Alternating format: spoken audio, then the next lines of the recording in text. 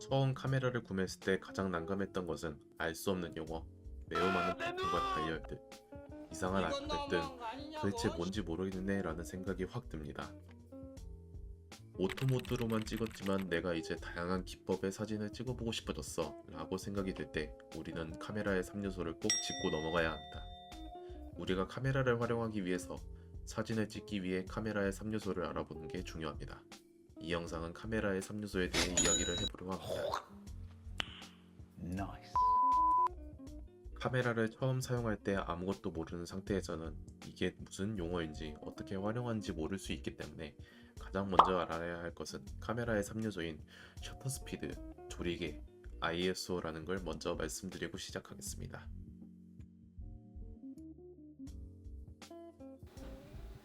카메라를 오토 모드에서 오토로 찍었을 땐 노출을 카메라가 자동으로 정하고 사진이 찍히게 됩니다. 노출은 카메라가 우리 눈을 보고 있는 이 실체 빛을 카메라의 3요소를 통해 얼마만큼 받아들일지 정하는 겁니다. 내 눈으로 보는 빛과 비슷하게 카메라로 빛을 담아내고자 하는 게 적정 노출이라고 합니다. 만약 실제 빛보다 노출이 많아지면 그 사진은 노출이 과다한 밝은 사진, 반대로 실제 빛보다 노출이 적어지면 그 사진은 노출이 부족한 어두운 사진이 될 것입니다.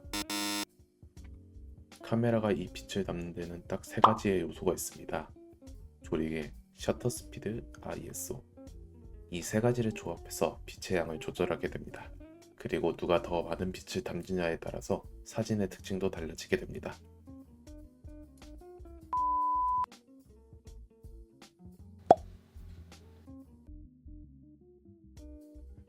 조리개는 렌즈를 통해 들어오는 빛의 양을 조절하는 구멍입니다.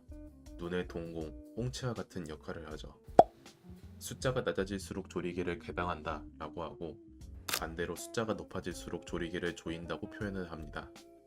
조리개의 수치, 값에 따라서 이 조리개의 구멍이 커지고 작아지며 구멍의 크기만큼 빛이 들어오는 양도 달라집니다. 조리개의 수치는 F값이라고 부르기도 합니다. 이 사진과 이 사진의 차이가 보이시나요? 이처럼 초점이 맞지 않는 부분과 맞지 않는 부분이 분리가 되면서 우리가 흔히 알고 있는 아웃포커싱 효과를 볼 수 있게 됩니다. 반대로 주변 배경과 같이 사진을 담고 싶은 경우 조리개를 조여서 전체적인 부분에 초점이 맞을 수 있도록 조절을 하는 겁니다. 자, 그럼 조리개의 수치 변화에 따른 아웃포커싱의 정도도 한번 비교해 보겠습니다. 이처럼 조리개의 값의 변화에 따라 보여드리는 사진처럼 심도 표현이 변하고 있습니다.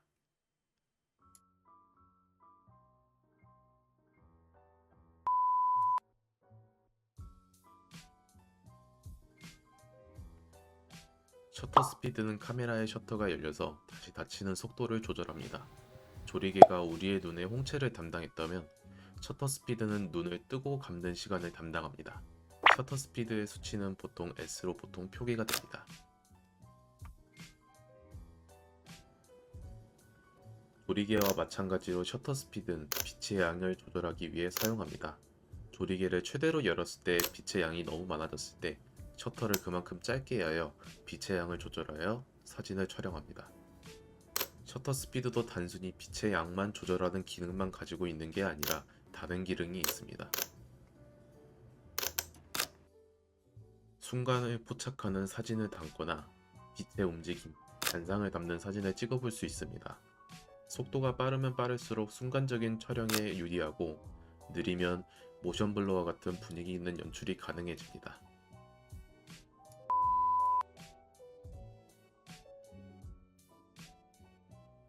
조리개와 셔터 스피드는 물리적으로 빛의 양을 조절하지만 ISO는 좀 다릅니다. 적은 빛을 얼마나 민감하게 받아들이는지 조절하는 거라고 생각하시면 쉽습니다. 이 빛이 셔터 스피드와 조리개를 거쳐서 들어오는 상황에 마지막으로 센서로 들어오는 빛의 민감도를 증폭시켜주는 역할을 하게 됩니다.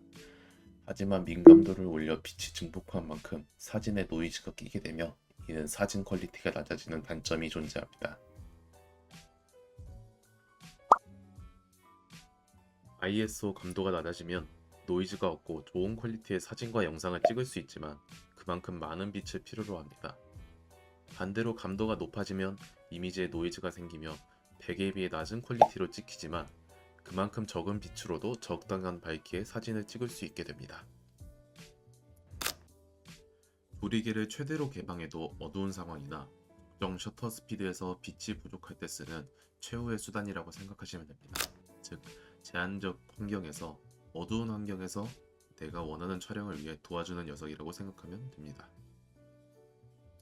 빛이 충분한 밝은 낮에는 ISO를 낮게 사용하면 되고, 어두운 환경에서는 어디까지 ISO를 높일 것인지 타협을 하는 게 중요합니다.